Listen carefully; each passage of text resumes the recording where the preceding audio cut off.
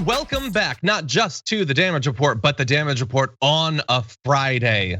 Like chocolate and peanut butter, they just go together so well. And we're gonna add one more fun ingredient to the mix. You've got me, you're probably thinking, hey, when's Brett gonna be back? I know not that many of you are thinking that, but probably a few someday. For now though, you know what we have? A special treat.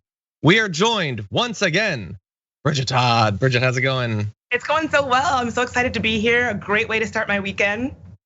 We're gonna have fun here. We're gonna be talking on the first hour of the Young Turks in a little bit. So that's gonna be exciting. I know a lot of people watching this are probably familiar with you. They've seen you on this program and other programs on the TYT network as well. Maybe they listen to There Are No Girls on the internet. If they're not familiar though, what is it that you normally do? Well, I'm the comms director for a national gender justice organization called Ultraviolet, and I host iHeartRadio's podcast, There Are No Girls on the Internet, where we geek out on all things tech and internet culture and how it intersects with race and gender and all of that fun stuff. So yeah, if you're not listening, please check it out. We would love to have you there. Awesome, sounds good. And we love to have you here as well. We'd love you slightly more if you were to hit that like button and share the stream so that people know that the show is alive. We've got 90 minutes now, a luxurious 90 minutes that we're gonna settle into and talk about a whole bunch of stuff. Is there bipartisan agreement on something having to do with infrastructure? And if so, is it any good? We'll be evaluating that. Dianne Feinstein, what's going on with her? We're gonna try to figure it out. Trump's doing bad stuff, some to journalists and Dems, some to his most devoted followers. This is gonna be a brutal story. And then we've got garbage people to close out the 90 minutes. So Bridget, I believe it's your first time throwing someone in the trash? Yes, I'm looking forward to it. There are so many people that belong in the garbage, so I'm excited to dive in. That is definitely true. Well, just throw them in there. Don't dive in there. It's nasty in there. But yes, we're gonna have some garbage people, so that's gonna be fun as well. Oh, by the way, really fast update on a couple different things. One, you should already know this. You probably already do know this, but after our show is finished, you know what happens? Regardless of whether you're on the TYT app, on Twitch, on YouTube, it is time for Indisputable with Dr. Rashad Ritchie. So you can stay wherever you're at. You can go to youtube.com/indisputable-TYT. That starts at 2:30 p.m. Eastern time, 11:30 a.m. Pacific time, and should be a lot of fun. Also, this is your last call, not for drinking, it's too early. What are you on, happy half hour? No, it's the last call for the Twitch pitch. If you wanna be the next TYT streaming star, this is the final countdown, as Job once said. You gotta get your submission in by June 18th, and semifinalists will be chosen after that. Apparently, a lot of good pitches have come in. Do you have one in you? We won't know unless you actually try. So go to tyt.com/Twitch pitch to get the info on that. And with that, Bridget, are you ready to jump into this? Let's do it. Okay. Whew, this is gonna be something. Jeffrey Toobin is back after disappearing from public view. Finally, he should have the first time. Disappearing from public view. He is back after being caught masturbating on a work Zoom call. And that obviously has to be addressed as he returns to CNN. So he and Allison Camerota had a talk about it, and boy, do I have some thoughts about this. So here's the introduction to that admittedly incredibly awkward conversation. I feel like we should address what's happened in the months since we've seen you, since some of our viewers may not know what has happened. So I guess I'll recap. I'll do the honors. Help yourself. Okay. In October, you were on a Zoom call with your colleagues from the New Yorker magazine. Everyone took a break for several minutes, during which time you were caught masturbating on camera. You were subsequently fired from that job after 27 years of working there. And you since then have been on leave from CNN. Do I have all that right? You got it all right, sad to say. I'm getting mild Scott's Tots vibes here. So Bridget, they have to talk about it. They can't just be like, so what'd you think about Jill Biden's jacket? Well, I mean, not jacket. I'm not saying jacket. I'm saying her coat. What did you think about that? Yeah. They have to address it. What did you think? I mean, that was probably one of the most awkward few minutes of television I've ever watched. I think you're right. I mean, it would probably be even worse if they didn't address it. But I don't know that I've ever had this kind of public secondhand embarrassment before. It was the cringiest thing. Yeah, it was, and there's get ready, hold on to your butts. There's several more videos coming. That was just the intro. And by the way, I'm not necessarily, I can't predict what the audience expects, but I'm not necessarily going to come out on this exactly as they might expect. That said, right off the bat, I wouldn't have had her have to recap it. That doesn't seem quite, maybe that's the most minor part of the story, but make him say what he did. Why does Alison Camerota have to say it and then have him sort of smiling say, "You got me"? Like, I don't like that. Good point. That it seems a little unfair to make the woman have to go through the incredibly painfully awkward process of breaking this down. He doesn't even really have to say it. He just has to sort of agree that it happened. I didn't even think about that, but I think you're exactly right. Yeah, so let's dive into the substance of this. Here's the next bit of their talk. Okay. To quote Jay Leno, what the hell were you thinking? Well, obviously, I wasn't thinking very well or very much, and it was something that was inexplicable to me. I think one point, I wouldn't exactly say in my defense, because nothing is really in my defense. I didn't think I was on the call. I didn't think other people could see me. You thought that you had turned off your camera? Correct. I thought that I had turned off the Zoom call. Now, that's not a defense. This was deeply moronic and indefensible, but I mean that is part of that is part of the story. Second most minor part of this, Bridget, he's doing a lot of like this. Don't just keep your hands to yourself, visible, but to yourself. Okay, so Bridget, did you doubt? Did anyone doubt that he thought that he couldn't be seen? I have a hard time believing it. I mean, believing what? Believing that he truly thought that he couldn't be seen. I mean, I don't know. All I'll say is, we've all been using Zoom since the pandemic. I think at this point, that when you go into a Zoom, your camera's visible. This is what he says, this is what he's saying. But I also think I really want to push back on the way that he's framed it, that it was just a moronic thing. This is a pretty serious workplace misconduct thing. It wasn't just a mistake, a moronic mistake. A moronic mistake is when you reply all on a group email. I really am uncomfortable with the way that he's framing this as a kind of a silly whoops moment, because it's pretty serious. Sure. So I think we part agree and part disagree, but let's dive into it and let's see. I agree with you that to the extent that he is framing it as not being serious, he's both, I think, objectively wrong, and also it's not up to him. But I do think he needs to make clear, if it wasn't intentional, then that's an important part of the story that he needs to make sure we focus on. And I'm trying to figure out if we disagree on this. I just assume obviously it's a mistake, because so the alternative is he was on a work call with a bunch of journalists and purposefully masturbated where they could see. That seems like the quickest way that's like a George Costanza, I want you to fire me sort of situation. He's done then. So I just assume it can't possibly have been on purpose. There have been other people. There have been Twitch streamers that have been caught masturbating or having sex because they forgot that their camera was on or whatever. I have a friend, actually, a journalist, who didn't know that her partner was on a work call, so she walked naked through the background of a shot. Obviously, accidental things happen. That's not to say that it's not serious, but I assume it had to have been accidental. Yeah, I mean, if it wasn't accidental, then we're talking about something like a completely. Then it's insane, right? If it wasn't accidental, it's Louis C.K. at that point. That's crazy. I hate to say that, I hope it was accidental, but yeah, if it was purposeful, then that's a whole different thing. And I know that mistakes happen. Certainly, I have been on Zoom where things happen where you wish it hadn't, or you're like, oh, that was dumb.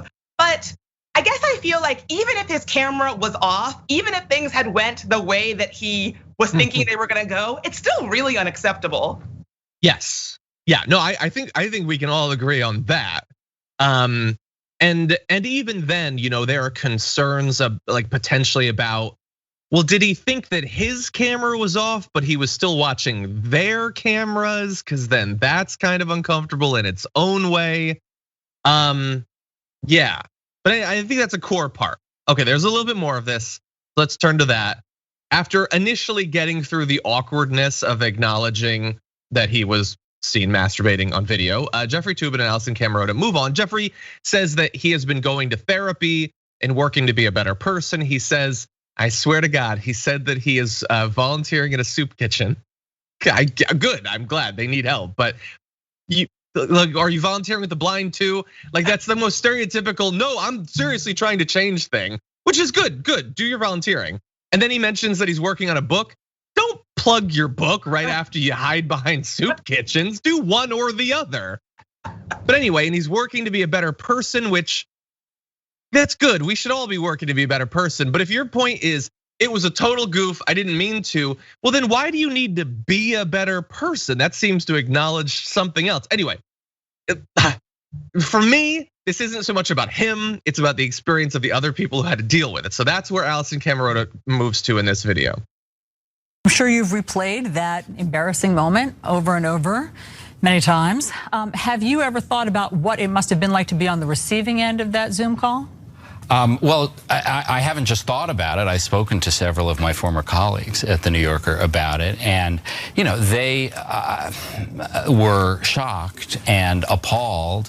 I think they realized that this was not intended for them. I think they realized that this was something that I would immediately regret, as I certainly did.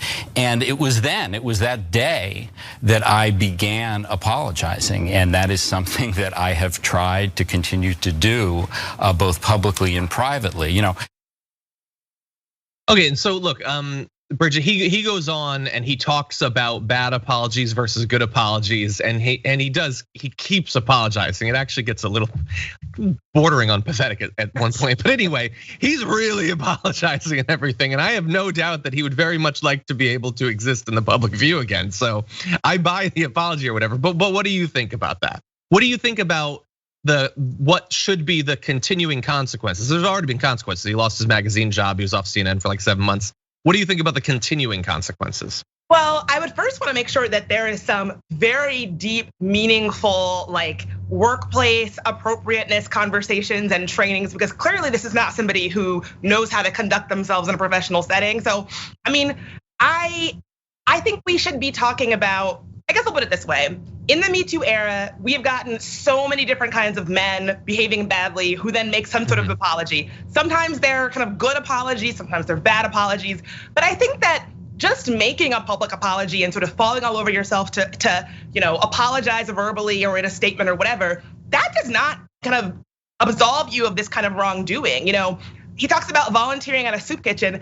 I need him to connect those two for me. Like, what does a soup kitchen have to look like? Workplace masturbation, I think throwing the book in there is a little bit questionable, as you said. I would like to have a deeper conversation about what, in fact, the consequences, other than losing his, New Yorker job, what the consequences actually look like. Just taking a little vacation from the public eye is not necessarily consequences. Like plenty of people live lives without having television shows or without having cushy media jobs. And so I appreciate that he's in a place where he is apologizing, but for me, it's just not enough. I feel that, okay. And again, like thinking about the other coworkers, like how would you ever feel safe getting on a Zoom with him? If his camera's off, like what is he doing? I think these are all questions that need to be answered by him because he's the one that messed up. That's true. Yeah, it is sort of weird though that like one of the consequences so far has been out of the public eye when that would have helped him avoid all of this if he had just nailed that part to begin with.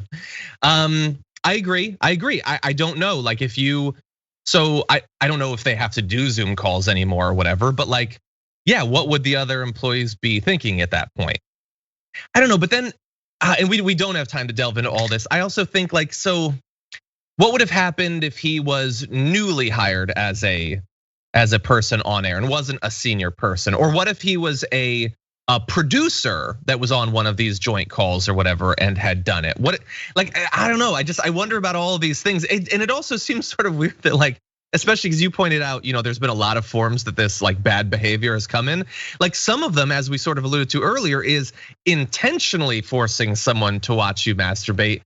And like some of those people haven't faced the consequences that he did for the probably accidental, but still obviously wildly inappropriate masturbating. So I don't know, I will say, like, there are other people that can do that job. It's not like any one person is indispensable to the world and the world is done if you can't have that person's political take or whatever. I don't know. It's a weird time. Having him on it all is so weird to talk about it. I don't know. No, yeah. Like, okay, so I appreciate on YouTube if you don't find this so interesting, whatever, you're saying to move on, but like this intersects with a lot of stuff about what's appropriate, what consequences there should be, intersecting with all of us working from home during the pandemic, and that caused a lot of issues. Some of them were just cute, someone's toddler walking in the background, some of them not so much. So anyway, those are my thoughts. Okay, so let's see. You know what? We're gonna go to our first break just a little bit earlier, so we have a lot of time to talk about the back and forth over infrastructure, the filibuster. Feinstein decided to take some of the heat off of Manchin by being one of the worst senators recently. So, okay, we're gonna move to that now. If you were in that's for that social break, Bridget, that was very nice of you, but no TYT people in the future. We're gonna make this tough. Oh. Anyway, thank you. What we are also gonna do is return to the news. So let's move on to this next topic. They've been saying it couldn't be done. A bipartisan agreement over infrastructure. Well, I would respond to there, it couldn't be done with, perhaps it shouldn't be done. And we'll see now, because apparently 10 bipartisan group of senators have announced that they've come up with a deal, and we're gonna give you details on it. The first detail is that we're gonna get a statement about it from one of the members of the group, Senator Kyrsten Sinema. So just to give you a bit of an idea about what's likely to be on the bill and what's not, she's involved in the group. So Senator Sinema had this to say: our group comprised of 10 senators, 5 from each party, which by the way, let's just acknowledge that's not even enough to actually get it passed with the filibuster existing if there's only 5 Republicans on board, but we'll return to that. Has worked in good faith, no you didn't, reached a bipartisan agreement on a realistic compromise.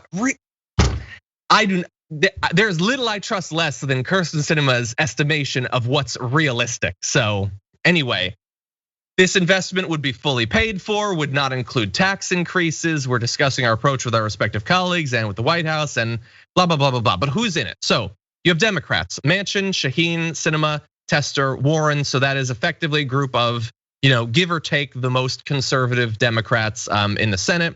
And then on the Republican side, you have Bill Cassidy, you have Collins, Murkowski, Portman, and Romney. And they've come up with this framework that's expected to include about $579 billion in new spending as part of an overall package that would cost a little bit less than $1 trillion over 5 years, about $1.2 trillion over 8 years. It's expected to address a narrower range of physical infrastructure projects and to avoid the Democratic push for tax increases. Let's be specific about that. About rolling back some of the tax cuts that happened just a few years ago under Trump. They're not random tax increases that they just came up with. And it's not even fully going back to the level of taxes that we had under President Obama. They will also, and this is something we are gonna return to, suggest indexing the gas tax to inflation as one of the mechanisms for paying for the plan. So, Bridget, I've thrown a lot out there. We don't know how Biden is gonna respond to this, let alone other senators, but what do you think about what you've heard so far? I guess I just don't know that at this stage in the game, this is what we actually need. I think that people need, I think in this time we need like bold solutions, bold plans, bold action. Frankly, I don't know why we're supposed to all get so excited that something is bipartisan. Even just the statement that you read from Sinema, so many little bells going off. When I hear these words like, realistic compromise and things like that, it just sounds like she may as well be saying, this is a watered down piece of garbage that is gonna go nowhere. And I feel like that's not what we need. We need big, bold, progressive infrastructure. We need big stances. This is not a time to play small, it's a time to play big. And I just can't imagine that this is gonna be actually something that does that. Yeah, man, there's a lot of different ways that I don't like this. I agree. Cinema calling it realistic. Well, what does that probably mean? It probably means it doesn't do anything about climate change. It doesn't go nearly far enough. It plays into the months of BS. Hey, infrastructure is only a pipe sort of arguments that you had on Fox News, that I'm obviously sick of, and I wonder if could even pass, if it's even intended to pass, because as I said, it doesn't even include enough Republicans in it right now that it would be able to overcome a filibuster. Then you have the question of, would the House actually pass that version? Does Biden even support it? I mean, maybe. Biden has already twice significantly cut his initial compromise, what I consider a compromise price tag of $2.3 trillion. So cutting it all the way down to 974 billion. And look, it's obviously complex. I'm assuming that's like for like in terms of the actual numbers over the same time frame. That's only like, what is that, like $200 billion more than the initial Republican offer? So the Democrats will have come down $1.4 trillion. The Republicans will have gone up $200 billion. So they'll have compromised 1/7 as much as the Democrats when the Democrats control the White House, the Senate, and the House. Does that seem like the way this system should work? Yeah, like how is that a compromise? That's not how compromises work in my book. No, not at all. And look, maybe they can get enough Republicans.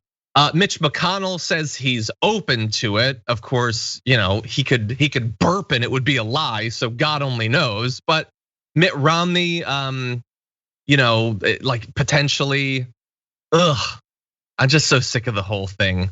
It's right around where Biden said he would expect, $600 billion in new spending above the baseline for it to, potentially be something he could sign on to, which again, think about the signal that sends to the various groups of Republicans and bipartisan, mostly conservatives that are talking about this. He says he initially wants $2.3 trillion, but then he tells them effectively, you can get by with just $600 billion. You negotiated with the 2.3 trillion. Why are you sending them information that allows them to undercut negotiators who might be pushing for more? And bear in mind the cost issue. It's not just what gets included, and this is gonna be far less than what we'd be talking about. So I don't know, like the $500 billion that's supposed to go over, over a decade to building out the EV charging infrastructure that would allow it to finally reach something like maybe kind of like parity with gas stations and would be necessary for us to fully switch over. I don't know if that's gonna be included in there, but they're getting rid of the tax increases. So for the rich, for corporations, they're getting their money's worth with this negotiating group. But then what are they gonna do to help pay for it? They're gonna index the gas tax to inflation. And why not? Because the gas tax is a far bigger share of your income than it is of some billionaire. They don't drive 1,000 times more than you do. And so that is a regressive tax. And I understand that there are some environmentalists that think that the gas tax should go up to disincentivize buying gas cars and all that. That is an interesting philosophical point about the environment. But it is, especially when coupled with getting rid of tax increases on the wealthy, it is 100% making the bulk of the funding of this regressive in nature. Any thoughts, Bridget? Yeah, I think that you're exactly right. And I just wanna make sure that we lift up this idea that any kind of infrastructure plan that does not have meaningful climate change and does not address climate change in any kind of real way is just falls short, right? And so I hate the idea of continuing to let corporations and wealthy people really just not pay their fair share at a problem that they helped create. And so like, I'm happy that we're having a conversation about infrastructure, but I'm no climate expert, so I don't know the nuances of like what kind of provisions in this bill most climate folks think would be successful or not. But I just think that I want to get away from thinking about infrastructure as like bridges and pipes and really address the sort of meaningful change it could have in our society. Exactly. Yeah, later on in the show, we're gonna be talking about droughts and the effect that droughts can have on electricity production. So these things are tied together fairly directly. Climate policy needs to be a consideration. And unfortunately, it looks like this bipartisan group is buying into the right-wing framing that they should be entirely separate things. That said, let's turn to another aspect of this, potentially a fun aspect of this, which is for months now, we've been dealing with the fact that people like Joe Manchin and Kyrsten Sinema, if they want to, can effectively tank any piece of legislation they want because there's the filibuster. And with that existing, you need to get 10 Republicans to have any chance of passing something. And so 1 or 2 Democrats, like, first of all, that's not gonna happen. But even if it were to happen, 1 or 2 Democrats makes it even more impossible. Well, what's good for the faux centrists can be good for the others as well, because with this new bipartisan infrastructure bill, if it doesn't actually address not just the infrastructure crisis that we're dealing with, but explicitly the climate crisis that we're dealing with, then in theory, a couple of senators more on the left could also tank it. And they could say that they're going to as a part of this negotiating process. So we don't know for sure yet how these senators are going to vote, but in response to that bill, the details of their negotiations, Senator Bernie Sanders said, the problem is this country faces enormous issues that have been ignored and neglected for a very long period of time. Even if you look at infrastructure from the narrow perspective of roads and bridges, it's inadequate. That's not me talking, that's the American Society of Civil Engineers.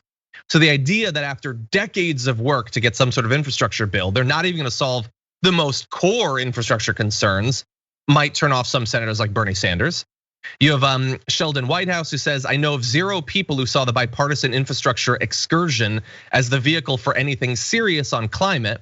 Unfortunately, the grip of the fossil fuel political apparatus on the Republican Party is too strong for that.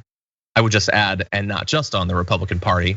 But we also have this. So here is a bit of Senator Ed Markey on last night with Chris Hayes. It sounds like to me that they have a package which is climate denial masquerading as bipartisanship. We can't have an infrastructure bill in 2021 that doesn't have climate at its center.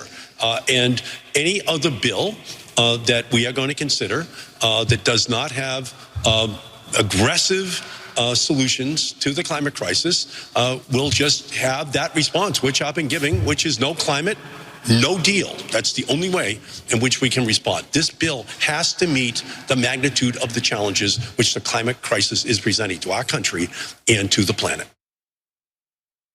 That's not bad. No climate, no deal. Glad to have him and not Joe Kennedy. Anyway, Bridget, should they either in fact or send out a warning shot that if this is, and we need more details obviously, but if it doesn't actually address that crisis, that they will turn and tank it themselves? I mean, with the caveat that we need more details, I say yes, and why not, right? I think that, I don't think it's helpful to sound alarmist, but Ed Markey is exactly right. In 2021, when you have parts of the country, buying respirators and things like that for fire season, when you have massive droughts and massive heat waves, we're in a heat wave in DC as we speak, it's unbearable. I think it is a farce to put out anything that does not have climate at its center. I think he's exactly right. And I think, this is the time for forceful, urgent action, not climate denialism sort of masquerading as bipartisanship. Exactly. I like that. Okay, let's turn to another topic, sort of related to this, not explicitly on the infrastructure bill, but it certainly could be a part of it. More and more past opponents of filibuster reform have been indicating that Republican intransigence over voting rights, their attempts to suppress the vote, and their lack of willingness to engage in anything like HR 1, the For the People Act, the John Lewis Act, all of that might change their stance and support some sort of reform. But not all of them, unfortunately. Senator Dianne Feinstein of the most liberal state in the country broke with colleagues who have said they would choose democracy and scrap the filibuster. She says, if democracy were in jeopardy, I would want to protect it, but I don't see it being in jeopardy right now. She said she wants to wait and see what happens with HR 1. Oh, good, let's wait until they filibuster and it's dead. Then we can talk about it. When asked if there were any filibuster reform measures she would support, she said, I'd have to take a look. Right now, nothing comes to my mind. And obviously there have been, for a while, some concerns about Dianne Feinstein. So the specific content, what she just said there is troublesome theoretically. The idea that she isn't even familiar with the potential filibuster reforms that have been discussed, and not even just getting rid of it entirely, but potentially lowering the threshold for how many votes from 60 to 55 or something like that, or making it a talking filibuster, or limiting the number of filibusters you can do, or any of these potential things we can talk about. Bridget, none of them are on her mind. But more importantly, democracy is not in jeopardy. Yeah, it's almost sort of, it's very frustrating to hear her say that. I don't know, it feels like we're living in two different countries.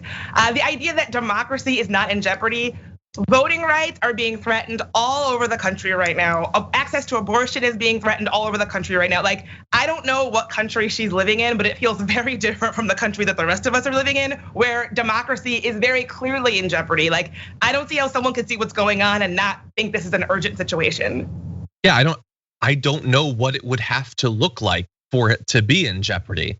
But I definitely agree with your point that we are living in at least two different countries. Yeah, I love getting these statements from these old rich senators, and they're like, "What? I don't see a crisis." Well, yeah, if I were you, I probably wouldn't either, because I don't know anything that's going on. I don't know a single working person. I haven't had to do any actual work for literally decades, since before cable TV. Yeah, you probably don't understand it. So I don't know, maybe she's watching, maybe someone from her team is watching. Here's a little bit of what's been going on as you've been ignoring all of it. As of just May 14th, so it's not fully updated, but this is what the Brennan Center has. Legislators have introduced 389 bills with restrictive provisions in 48 states. These are provisions to make it more difficult to vote in a variety of different forms. 22 bills have already been enacted. That was as of the middle of last month. So just in about 3 months, 22 separate bills, 48 different states have been considering cracking down on voting. And that's what we focus on mainly. We've done a billion videos about that, but that's not the whole story. At the same time, and you can get details on this, Steve Bannon at MSNBC has links to individual examples of all this. They've been hijacking election administration systems in literally multiple states, actively undermining public confidence in election results. That's most of right-wing media over the last 6 months. Positioning far-right anti-election ideologues to serve as secretaries of states so that they're in position to overthrow elections if possible. Targeting poll workers, including pervasive death threats. Intensifying voter roll purges to take away people's ability to vote when they have every constitutional right to do so. Empowering poll watchers to intimidate people when they're trying to vote, preparing to exploit gerrymandering to create voter-proof majorities. That's not a new one, it's just gonna get a little bit worse now. And laying the groundwork to allow officials to overturn election results. And I mean explicitly, in the Texas bill, it says if you believe that there was voter fraud, not even enough to actually overturn an election, you don't have to respect the results of the election. So all of this has been going on, Bridget, and none of this is enough to get through to Dianne Feinstein and convince her that something needs to be done. Yeah, I mean, when you hear everything that you just listed, I don't know if somebody from her team is watching, but it's very difficult for me to understand how someone can acknowledge all of these realities and still say our democracy is not having some sort of urgent crisis. And like you said, I mean, I just want to lift up the fact that we're not necessarily just talking about sort of fringe right-wing folks. This is stuff being pushed by mainstream publications and elected officials, and we've just sort of accepted it. Trump spoke at a rally in North Carolina 2 weeks ago where he still maintained that he had won the election and that it was rigged or stolen from him. So I don't know how she can say that we're not in the middle of some kind of crisis of democracy when all of this is going on. Exactly, and 2/3 of Republicans believe that Biden won only because they stole it. Not that like, I'm a little bit worried about things that happened, or maybe it had some effect. No, it's Trump would have won, they stole it, so Biden won, that's it. Elections can't be trusted. Somehow the party that was out of power rigged all of these different states that are controlled by Republicans. That's what they believe, unfortunately. And while we've been trying to focus on Dianne Feinstein here, because we've obviously talked a lot about Joe Manchin, I just want to throw out his most recent statements about this. He says, this is yesterday, that things are going in the right direction, pointing to the passage of bipartisan bills cracking down on hate crimes and investing in tech innovation. Okay, I am glad that they got both of those bills passed. I am glad. Obviously, hate crimes always significant. The fact that there's been so much anti-Asian violence in America makes it even more important that we do something about this. By the way, some Republicans still voted against it, just I believe it was Josh Hawley, just looking at that. The ability of the Senate to pass a couple of obvious, how could you turn against this unless you're Josh Hawley bills, does not mean that the process is working. But he says it's a process that we're all benefiting from. But in what way? So you got those two bills, but they filibustered the commission on January 6th. They filibustered reducing the gender pay gap. So when he says we're all benefiting, who's the we in that statement? Is it that women who are still making less money to the dollar than men? Yeah, I mean, I guess you're benefiting. I guess some of the Republicans who are ideologically quite similar to you are benefiting. I guess, like your donors are doing pretty well. I guess you're benefiting. Not necessarily the country though.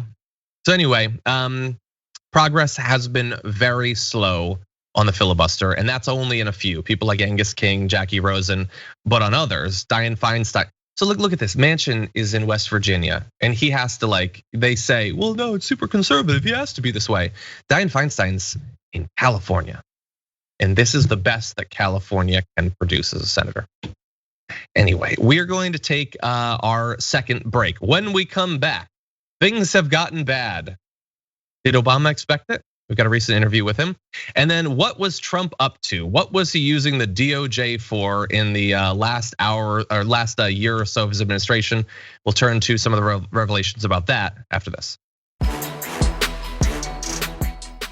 Okay, let's get into some of the political scandals going on out there right now. And this one was developing very quickly as we were producing the show and getting ready to go. But here's what we know as of right now.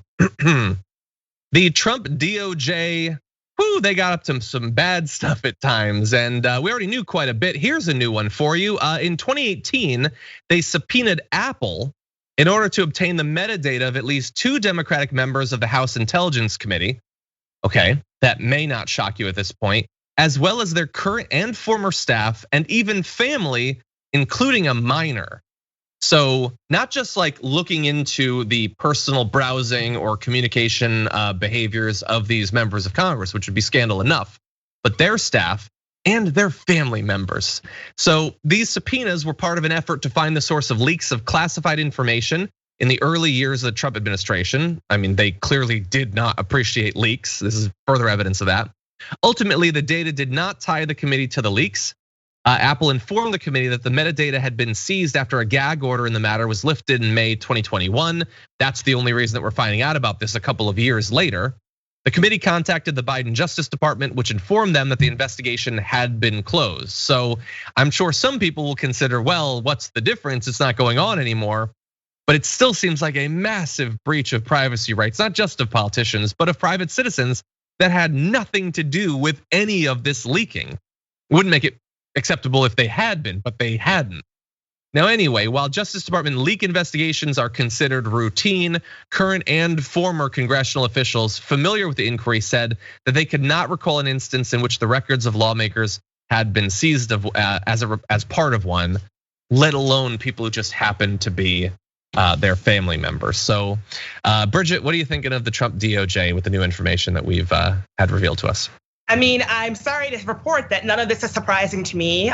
We know that the Trump administration goes after their enemies in this way. I think going after kids who had nothing to do with this, I think is a new level of scumbaggery. But overall, I don't think anybody is really surprised. But I do think there should definitely be an investigation about abuse of power and the way that Trump and his DOJ looked into his political enemies. I think that there should absolutely be an investigation.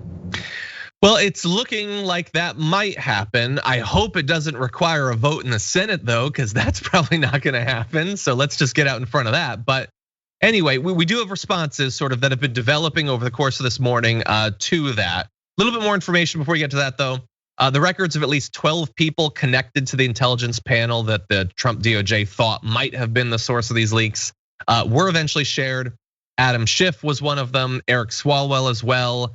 And so that makes it seem even more personal. The fact that those 2 particular congressmen were focused on, I'm not related to them or anything. It's just that man, Trump really had an issue with Adam Schiff especially. I mean, Adam Schiff was one of those rare congressmen that got a nickname from Donald Trump. So the idea that the Trump DOJ was focusing on them, that's sort of a problem. Now, what's gonna be done? Well, Adam Schiff, one of the focuses of this, he said Trump repeatedly demanded the DOJ go after his political enemies. It's clear his demands didn't fall on deaf ears. This baseless investigation, while now closed, is yet another example of Trump's corrupt weaponization of justice and how much he imperiled our democracy. I understand that a lot of people watching this probably are sick of Adam Schiff. I understand that. That said, it's still bad. It's bad when Trump did it. It's bad if the Dems do it, and do not write out the possibility that a Democratic administration might get up to something like this.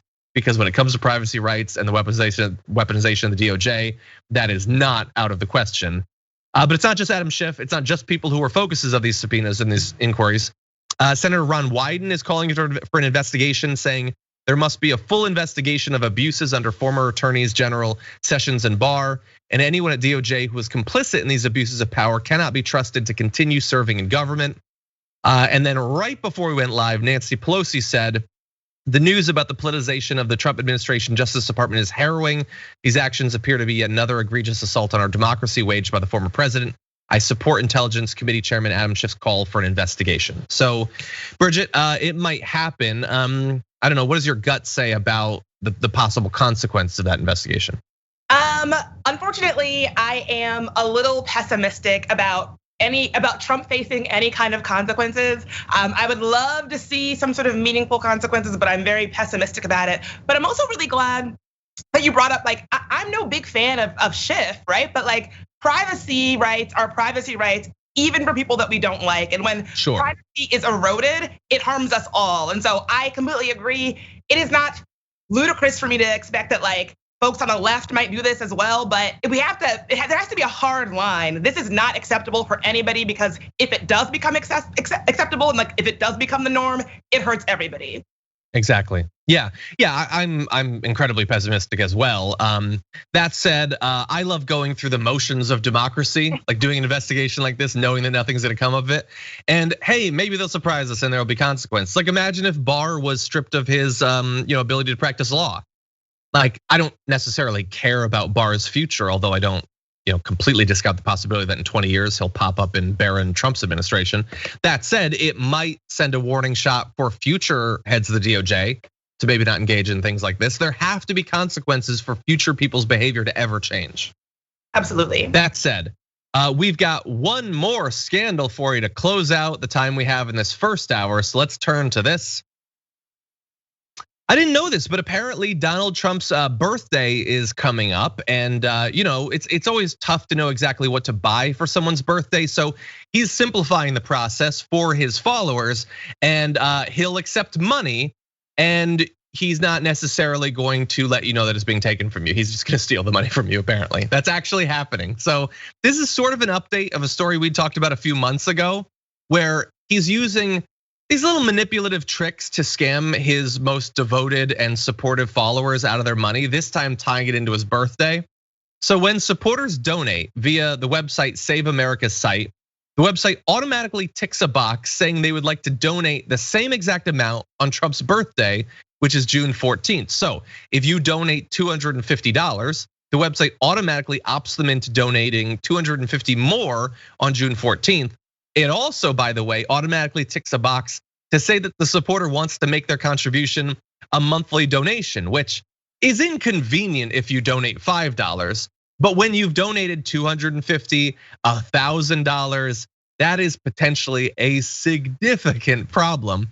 And we know from past reporting that there are former now supporters of his who lost thousands of dollars, who in the course of just a month might have had $8,000 taken out of their account that they had no interest in donating because they either didn't notice these sorts of things, or there's the belief that it possibly might have been done regardless of that. Those court cases are ongoing. But Bridget, this is pretty dirty. Like they're already giving you money to sort of drain them of even more. Ooh. It's bad. I mean, I hate to say this. I don't want to blame the victim, but at this point, if you're still giving money to Donald Trump, this stuff is all public knowledge. It is a publicly known fact that Donald Trump scams his most ardent supporters out of their money. And for a lot of folks, like, you would really feel that. Like you said, $5 here and there, okay, maybe. Talking about thousands of dollars, that would wreak financial havoc on a lot of people's lives. And so I feel like if you are still giving him money at this point, after we have all of this publicly available data about the fact that he scams people, I don't know what to say. I mean, he scams everybody he comes in contact with. He is a scammer. If people have not internalized that by now, I don't know what to say. I do feel kind of bad for these people because I wonder, like, how many of them are elderly folks who might not really, it's like, but that just makes it all the more scummy that he does this to his most fervent supporters. It's like, this is someone who is just completely amoral. Yeah, and to keep it as the same donation, like if I have $500 to give to my God Emperor, and then to take $500 every month, nobody deserves a $500 birthday present. Certainly not Donald Trump. Yeah, I do feel bad for him. I'm cursed by this damn bleeding heart. I feel bad for people who probably want me to die in agony. But yeah, and by the way, overall, we know, the myth that his followers tend to be economically anxious people who've been left behind. Sure, there's a lot of those. On average, they tend to be a little bit better off than your average American. But that said, few Americans can afford to have hundreds of dollars taken out of their account every month without that doing significant damage to their family. Now that said, there's a couple more little wrinkles to this that I want to get to. And that is that an analysis by The Independent found that Save America sent at least one text message to supporters every day in May, urging them to donate money. Ahead of fundraising deadlines, sometimes they sent texts just hours apart, which seems to me like a great way to get people to opt out of the text messages, because not like if you give, they're gonna keep robbing you every single month. And even then, they're still gonna be begging for more money every couple of hours. That seems like a lot. Then they lied about that too, with some of the texts looking like they were personally written by Trump or his relatives, including Eric Trump and Donald Trump, who remember said years ago they were gonna stay out of politics, or Melania. One example was Eric and Don Jr. It's so important that we're both texting you. Well, how does that work out? Does each one have a thumb on the phone? Are they passing it back and forth? Here's how it works out. Neither of them were involved in this. Neither of them even knows that it's happening. It's so, from top to bottom, so dishonest.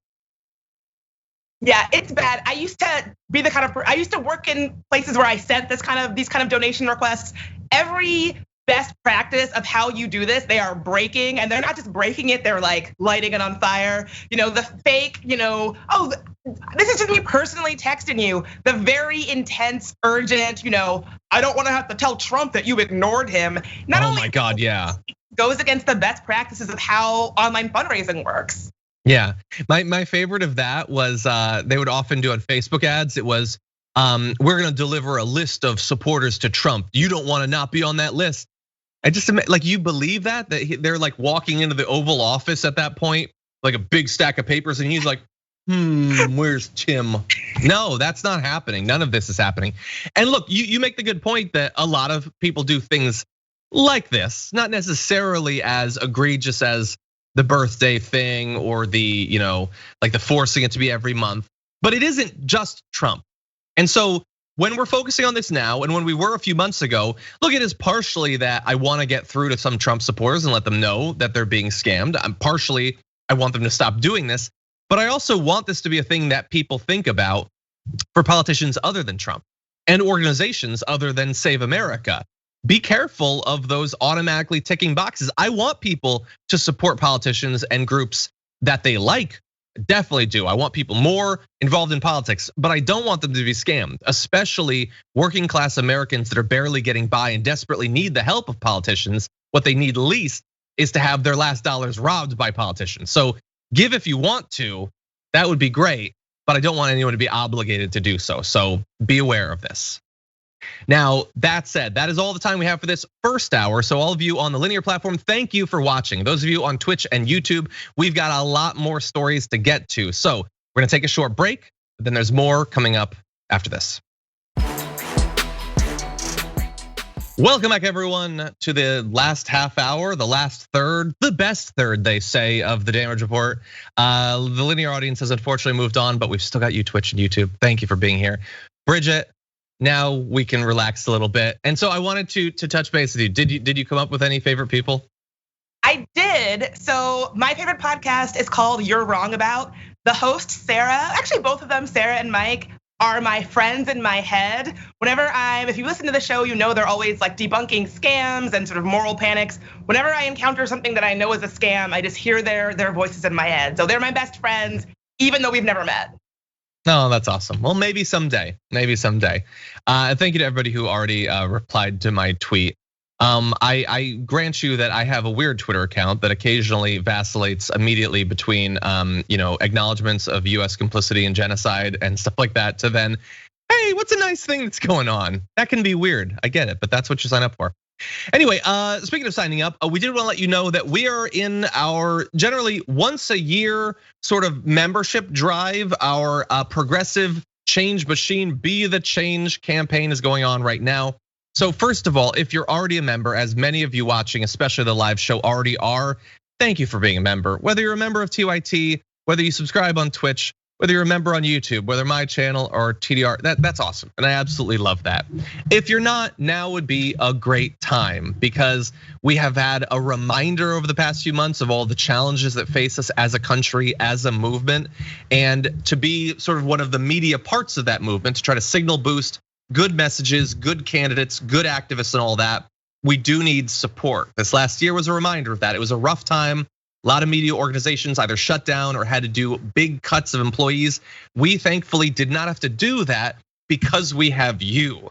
And we'd like to still have you. And if we didn't already have you, we'd like to. So consider going to tyt.com/change and finding out about membership, the different perks that you get and that sort of thing. So if you could get involved in that, that would be great. Again, reminder, if you're on Twitch and you're interested in potentially streaming for us, the Twitch pitch is in its closing hours. It's closing time, it's last call. Go to tyt.com/Twitch pitch if you would be interested in potentially doing some streaming for TYT. We'd love to see what you've got. Now that's, by the way, really fast. That's the podcast that you mentioned. It's one of Sophie, the producer's favorite podcasts. So that's awesome. That's awesome. Anyway, with that said, why don't we get back into some news? Let's do this. How bad is climate change? Well, it's historic. It's coming to Nevada. Lake Mead in Nevada, the nation's largest reservoir by volume, reached its lowest capacity since the 1930s. The human-made lake is currently at roughly 36% of its capacity. So we've been really focused nationally on the pandemic, on public health concerns. That is definitely understandable. That said, kind of around starting this time, a lot of the country starts to experience wildfires, starts to experience droughts, and the pandemic has not done anything that makes those things less severe or less likely to occur. So we're gonna get into some of the consequences of Lake Mead being so low. But Bridget, this is a reminder. No, all of those problems that we put a lot more attention into before the pandemic, before that took so much of our public consciousness, that is still there.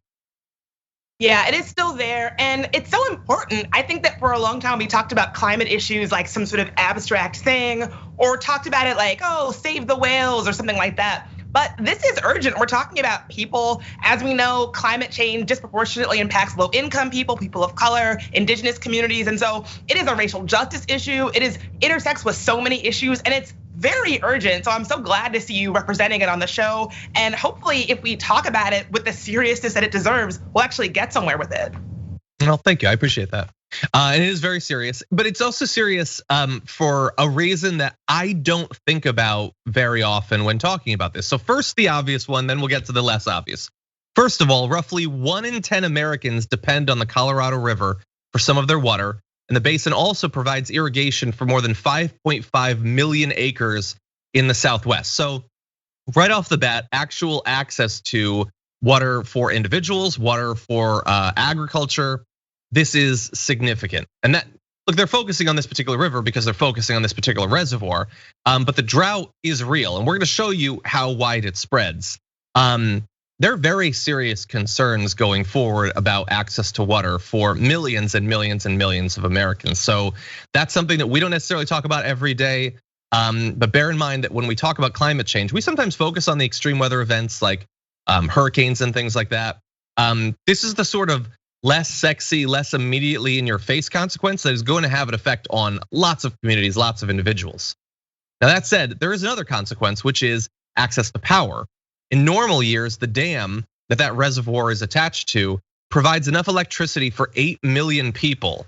And according to one of the Bureau of Reclamation spokespersons, every foot of lake level decline means about 6 megawatts of lost capacity. The Hoover Dam's energy capacity has already dropped 25% by Tuesday. So it isn't just that we don't necessarily have access to the water, and that theoretically it being down to 36% now, imagine, project out 10, 20 years and imagine what if it actually runs dry. But that is actually a very necessary source of electricity for a lot of people. And it's happening at a time where we're having this conversation about what our infrastructure priorities should be for energy production. I don't know, I kind of think this should be major news to help drive that conversation in a productive direction, Bridget. Oh, absolutely. I mean, as we said earlier in the top of the show, any infrastructure plan that does not center climate change is just not enough. And as you just laid out, talking about this water reservoir, it's like, this is people's actual lives. It's people, how we get our water, how we get our energy. We need to be talking about it urgently and sort of pretending that it's not a real problem, pretending that this is not really infrastructure, or not talking about it because it's not as sexy as things like wildfire is a real mistake. Yeah.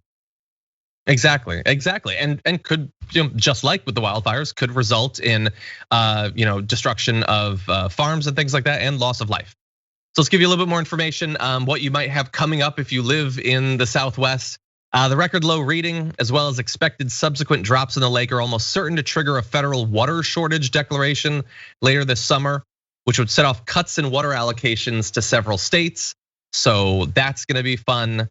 For individuals, also, it's gonna result in an incredible amount of political strife between different states. But it does let us act out. If you've ever had fantasies of living in Mad Max Fury Road, we're getting closer to it. And by the way, let's just jump ahead to this map of the drought to show you how bad it is. This is as of yesterday. So exceptional drought is that darkest red color that is stretching across most of a couple states. And I'm trying to see, it looks like it doesn't quite hit us here in LA, but we do have extreme drought, so that's fun. Not as good as exceptional. I always want the exceptional, but that is a huge portion of the country, cities with millions and millions of people in them, and agriculture and rivers that feed, actual, like, to get our water. So I don't know, it's so significant. And again, there's the sort of, I guess, the side effect or the silver lining that this is going on when we're having a conversation about how much of our focus on legislation, the budget, and infrastructure spending should be on climate change.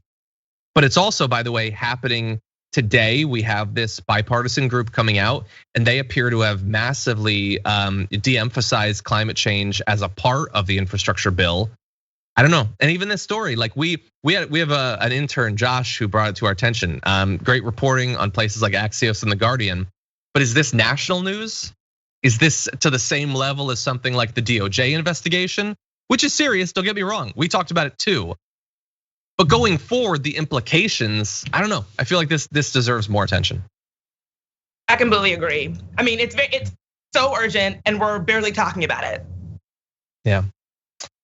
Okay, well, that said, we're now unfortunately gonna stop talking about it and start turning to a different aspect of science, which is the refusal to accept that any of it actually exists. So, this is gonna be a swift turn from climate change to one of our favorite individuals here on the show, but let's talk about this.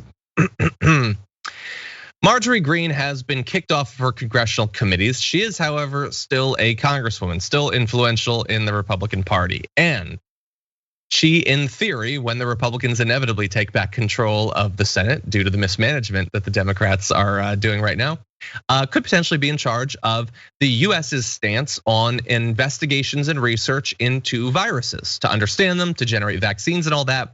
What does she believe about that sort of research? Well, she was on Steve Bannon's podcast, and here's what she had to say. That you don't buy the argument that say, hey, the gain of function is all because we got to take these viruses and we got to power them up to look for vaccines and to look for other solutions in case somehow they come up with this. You don't buy the logic of that. Is that what you're saying?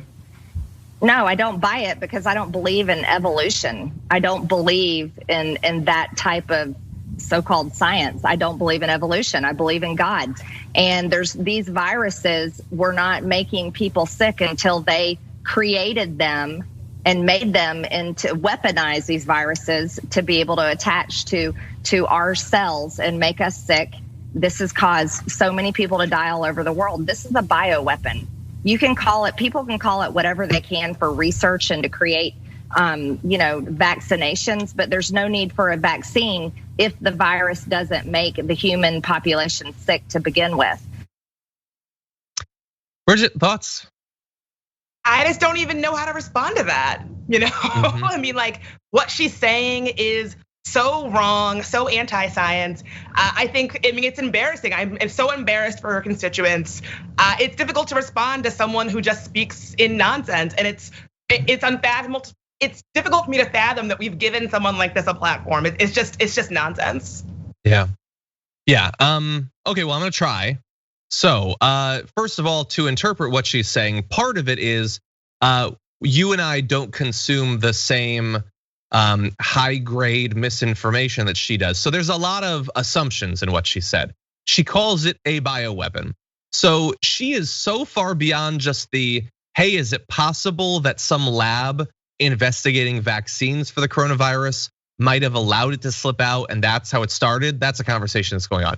She's beyond that. That is, this was purposefully weaponized. It's not an accident. It is a weapon, a bioweapon that the Chinese apparently released into their own population so that someday it could hit the US. So that's there. That said, one part of this, Bridget, that I kind of like is when she said, I don't believe in evolution. And it might seem weird for me to say that I like that, but isn't that just kind of like comforting old school Republicanism? Like just not believing in science. Like it's bad, but it's better than I believe Satanists are secretly eating all of America's children. Like, yeah, no, most Republicans back in the day just didn't believe in evolution and probably don't now, but yeah, just not believing in evolution. That's like just opposing same-sex marriage. It's like, oh, I get that GOP, that hateful anti-science GOP.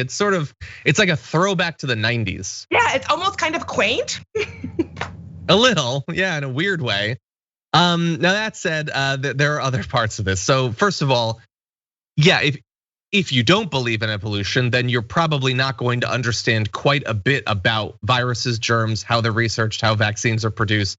Like a lot of that is unfortunately going to be beyond your grasp. I would also throw out though that the reason they were looking into vaccines for the coronavirus was the fear that at some point it would infect people. And first of all, other coronaviruses have affected people. So the statement that just it didn't until they weaponized it is just 100% false. But for particular strains of coronavirus, they were trying to figure out, will we have a protection against this? So look, I understand all of that is beyond her. It's beyond Steve Bannon. He didn't have her on to talk about this, but I don't know. I feel like people need to understand a little bit about that to understand what might need to be done and all of that. Anyway, yeah. Any thoughts about that? Well, I just want to say one thing, which is that this is really the problem with things like mis and disinformation. So I'm no scientist, so I don't really know, but I think it's fair to ask the question and do some investigating about where any kind of virus comes from. But when people like Marjorie Taylor Greene just run on nonsense, completely take it to the extreme and say like, well, I believe this was a bioweapon and blah, blah, blah. We're not able to have a measured conversation about what actually happened. It's like picking up the football and running with it. And so I really think that when people spread this kind of nonsense, the conversation that we're not having is like, well, is this worth investigating? What do experts say? What is actually going on? We're not able to have that conversation because we're too busy talking about the kind of nonsense and anti-science mumbo jumbo that people like Marjorie Taylor Greene are spewing. And so I would just say that it takes up so much room in the conversation that we're not even able to have legitimate conversations about what's going on. Sure, let me give you one potential silver lining that is not going to be here, but in theory could be here, which is if you're going to have the idea that this was an intentional release of a genetically engineered bioweapon by the Chinese, if millions of Americans are gonna believe that, then one side effect you'd hope we at least get is, so let's take it seriously.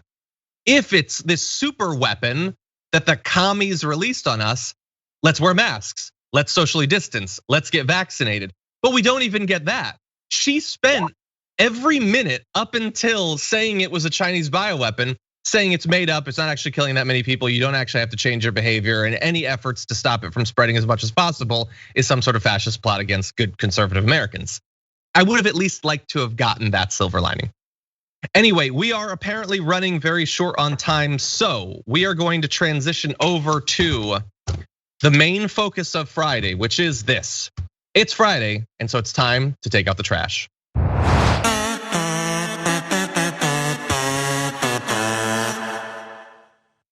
Okay, there has been clearly a lot of garbage, high quality garbage, such that our earlier story about Marjorie Greene didn't even land her in here.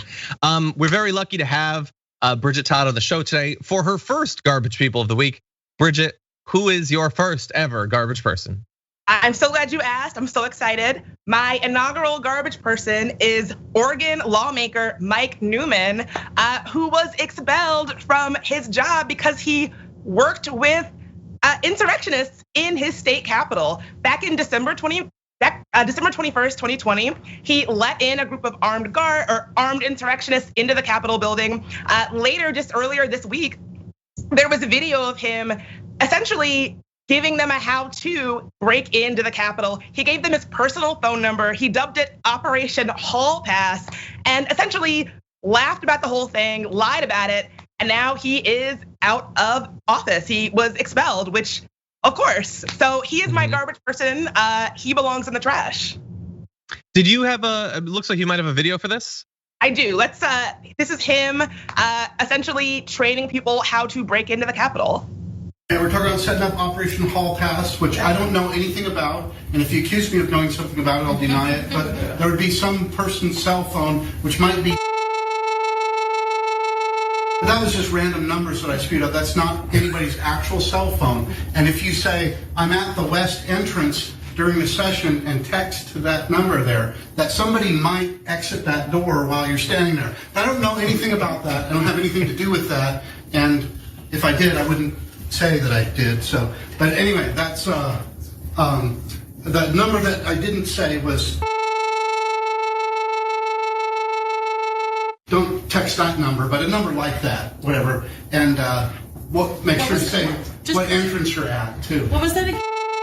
Those random numbers again? Yeah, I didn't really say a number, but if I were to say a number, it might have been something like.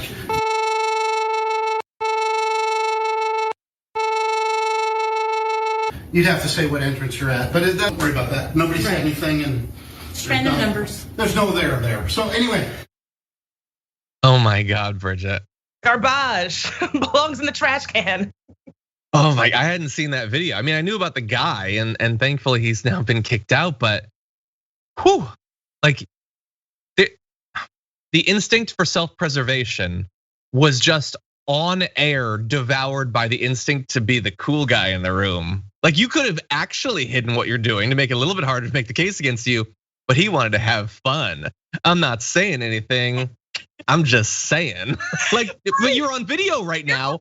And you're like, that's the thing. You're clearly saying, you are saying, and that's gonna be used against you in a court of law potentially. Yeah, it's like if you're gonna do this, don't you're on video, homie. You're giving out your phone number. If you're gonna do this, at least do it in a dark parking lot or something where no one's videotaping you, or it's not gonna be played back later. You very clearly giving out your phone number to insurrectionists. So he's garbage for supporting these insurrectionists. He's also just garbage at being an insurrectionist. You're just so fumbling and obvious. Be a slick cool guy while trying to be a slick cool guy. Anyway, Bridget, that's a very good garbage person. High marks for your first one ever. And now we turn to my garbage person of the week is going to be two actually, but it's the interaction between them really. It's Tucker Carlson, but I'm gonna give it to Victor Davis Hanson of the Hoover Institution because he was on Tucker Carlson last night and they had one of the worst interactions about childbirth and Alexandria Ocasio-Cortez. Here they are. It's quickly, do you find it interesting that they are so offended by fertility and nature and the idea that people reproduce and that's okay? You know, that we men and women come together and create new life. Like the whole thing is repulsive to them. Why is that? Well, I think it's because it started with the feminist movement that they felt that impaired a woman's future. But I think it also reflects reality, Tucker, that the age when people are getting married, having children, buying a home, buying a house has gone from mid-20s to mid-30s. And our crisis right now is that we're not reproducing ourselves. We're about 1.8 rather than 2.1 or 2. And we're suffering from what? Prolonged adolescence. These children, or they have adult bodies, but they have the minds of children. They don't want to grow up. AOC is a good example of a person who's suffering from prolonged adolescence. And she said she doesn't want to have children because of climate change. So it's a phenomenon. I don't know if it's because of $1.7 trillion in student debt or the economy, but they just don't want to take off their training wheels and go out and experience life and its adventures and dangers. Yeah, it's sad. Even sad for Sandy Cortez. You know, kind of missing the best part, the fun part, I think. It is. I'm gonna miss a couple of the terrible things about that because there are so many. His continued insistence on calling her Sandy Cortez, like a child there. So much of that. First of all, just factually, you gotta love, why don't they wanna have kids? I mean, some of them say it's because of the $1.7 trillion in student loan debt and the economy, but why don't they just take off the training wheels? That's not how that metaphor works at all. That's like saying, well, you know, the road to be on your bike on is only 2 inches wide and you fall over into magma and sharks with lasers on their heads. But I don't know, why don't they take off the training wheels? No, in that case, I want training wheels because it's really dangerous. You just made my case, you bozo. Those are all great reasons why people would be less inclined to have kids. Notably, they're not the reasons AOC has said she's worried about having kids. They are also lying about that. She has said that she's worried about what world she would be bringing her kids into when it comes to climate change. She didn't say, I'm not having kids because of that. And for them to say that, to have that interaction, that obviously planned interaction, just not that long after, in the wake of the Capitol attack, she did an Instagram live where she told Katie Porter that she was scared to die, that she would die on that day before being able to have kids. That was one of the things that she feared would stop her from having kids. Not, she's dumb and childish about climate change or whatever. That was one of the most condescending couple of minutes of video that I've seen in a very long time, Bridget. Yeah, it's pretty disgusting. And I hate the way they just openly mock her very genuine pain. Like she went through something pretty traumatic and I hate to see them just openly mocking her for speaking up about it. I think it really sends a terrible message and these people are both garbage. Yeah, 100%. There's so much more about that that's terrible and we unfortunately don't have time, just disgusting. And like, yeah, it's the left that's really uncomfortable and fears sex and childbirth. That's definitely what it is. You guys wanna outlaw literally everything fun, but whatever, that's my garbage person, that dude. Look up his history. He said some fun things in the past. Anyway, what about you? What about the community garbage person of the week? Well, 32,000 of you voted this week, and here are the top 5 with a triple tie at numbers 5 through 3, I guess. At 6% of the vote, you have Magneto Woman for claiming vaccines cause magnetization. Really? She only got number 5? Also number 5 at 6%, Ben Shapiro for teaching racial slur etiquette. And then also at number 6, Lauren Boebert for calling Representative Omar an honorary member of Hamas. That was a fun one. Well, that leaves at number 2 with 27% of the vote, US billionaires for not paying anything in federal taxes. Hey, fact check, it's not that they don't pay anything, they pay 0.1%. Anyway, but number 1 with 55% of the vote, an overwhelming bit of political garbage, Joe Manchin for blocking progress in the name of bipartisanship. Thank you to all of you who voted this week. Thank you for taking part. Great garbage person there. Bridget, thank you so much for joining us. Where can people see more of your work? You can follow me on Instagram at Bridget Marie in DC or on Twitter at Bridget Marie. And you can check out my podcast, There Are No Girls on the Internet, on Spotify, Apple Podcasts, wherever you get your podcast on. Thank you so much. And she'll also be joining us on the first hour of the Young Turks the Power panel later today. So definitely stay tuned for that. Also, stay tuned for Indisputable with Dr. Rashad Ritchie, which is coming up right after this. You can head to youtube.com/indisputable TYT to watch it and to subscribe. His show is awesome. His guests have been awesome. You don't want to miss it. Thank you everybody for watching us throughout this week. We had a few technical hurdles, but we appreciate you sticking with us. Until next time, stay safe out there, stay sane out there, and I'll see you soon.